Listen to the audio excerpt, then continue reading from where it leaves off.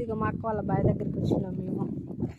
చాలా సంవత్సరాలు అవుతుంది వచ్చి, ఒక 3-4 ఇయర్స్ అవుతుంది. మళ్ళీ ఇప్పుడు ఇదంతా పెట్టలేదు పొలం. నేను మా బావ బావి కాడికి వచ్చినాం. వేరే దగ్గర పొలం చేస్తాను, అక్కడికి వెళ్తాము.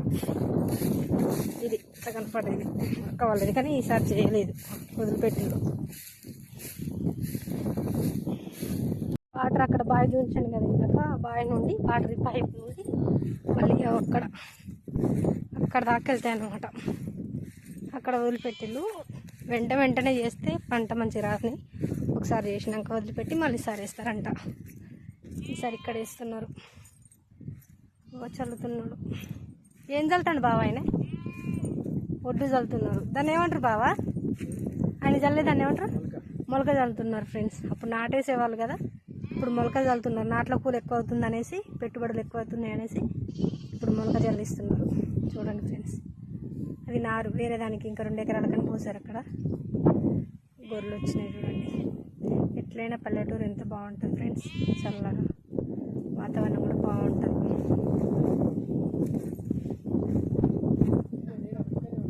ఇక్కడే ఉంటా. మా బావ అటు ఎండకు రాకు చెట్టు కింద ఉందని చెప్తున్నాడు. నాలుగేసిన దగ్గరికి పోతున్నా, గట్ల మీద తెచ్చుకుంటా.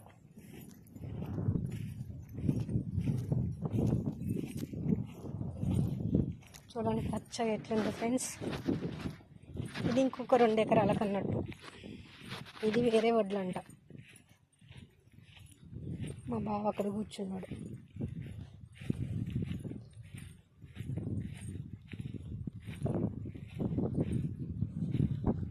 వరాన్ని చేస్తున్నాడు మా బావ.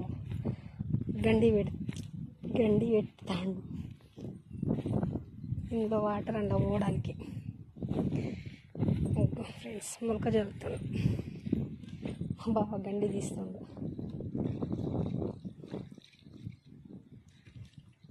ఇంకెన్ని మళ్ళు ఉన్నాయి బావా అక్కడి వరకా?